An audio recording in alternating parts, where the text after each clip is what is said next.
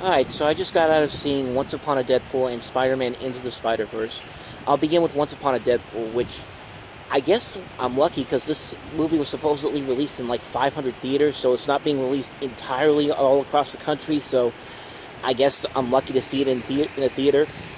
Basically, what it is like a PG-13 watered-down version of Deadpool 2, except it's got Fred Savage and Ryan Reynolds doing like a parody of the Peter Falk and Fred Savage's scenes from The Princess Bride, and Deadpool 2 has been like edited down considerably to the point where it can be told for like the movie can be presented for like families and all that to come in here. Which I gotta say, for a movie that's marketed towards families, there was a lot of horror trailers at the beginning of this movie. Like it started with The Prodigy, and then it was Happy Death Day to You, and then Brightburn, and then the minute I had the thought of why there were so many horror trailers in there, they started switching back more over to the more family film stuff. Like, you got Detective Pikachu, you got Alita Battle Angel, Kid Would Be King, those kind of movies.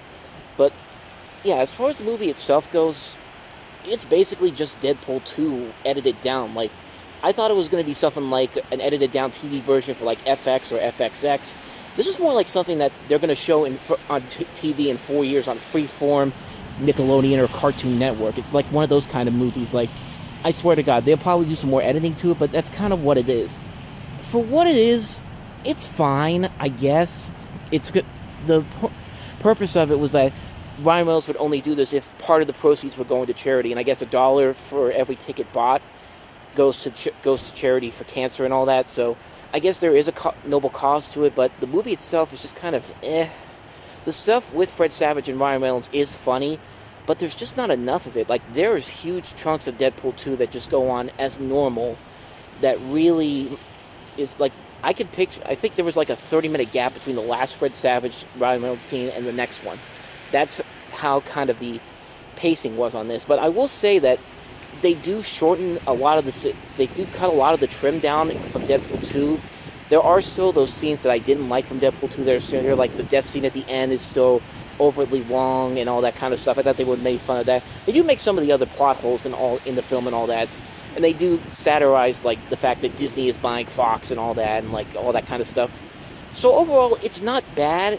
It's not good either, but I will say it's better than I thought it was going to be. I thought it was going to be slightly better than I thought it was going to be. I thought it was just going to be, Deadpool 2 cut down from. Actually, it was just kind of that, but it's pointless, but it's not terrible. It's not like a movie that I would look at and go, yeah, there was absolutely no need for this to be made. There was stuff in here that I did like, that I thought they did a good job of adding into the film. Stay for the end credits, because there's a great tribute to Stan Lee at the end of it that I thought was really well done. So, if you like Deadpool 2 and if you're curious to see what they have here, I'd say definitely check it out, but or at the very least, wait for it to come out on Blu-ray at least. As far as Spider-Man Into the Spider-Verse goes, I really enjoyed that movie. I thought that I haven't seen a movie more perfect than Spider-Man Into the Spider-Verse in a long time. I thought they did a fantastic job of bringing this story to life, bringing Miles Morales to the big screen. This movie is pretty much the Miles Morales origin story with special guest appearances from the rest of the Spider-Man characters that you know, like Peter Parker, Gwen Stacy, Spider-Man Noir, Spider-Ham. They're more in supporting roles, but I thought everything about this movie worked. There was not a whole lot of flaws in this movie. I thought the characters were well done. They were voice acted very well. Nicolas Cage, John Mulaney, Jake Johnson, Shameik Moore from Dope is great as Miles Morales. The story is well done. The animation is spectacular. This has some of the best various styles of animation I have seen in a long, long time.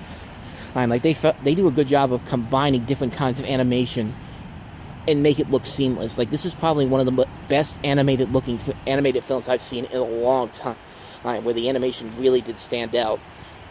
There really was not a whole lot of faults that I had with the movie. I did think there were some parts of it that were kind of a little too long, but they weren't distracting enough for me to lower my rating on it. I would say that this is definitely my new favorite film of 2018. I thought Isle of the Dogs, nothing was going to top that one, and they did it with this one. I thought it was fantastic. Spider-Man Into the Spider-Verse, if you have not seen it, definitely check it out. It's well worth the watch.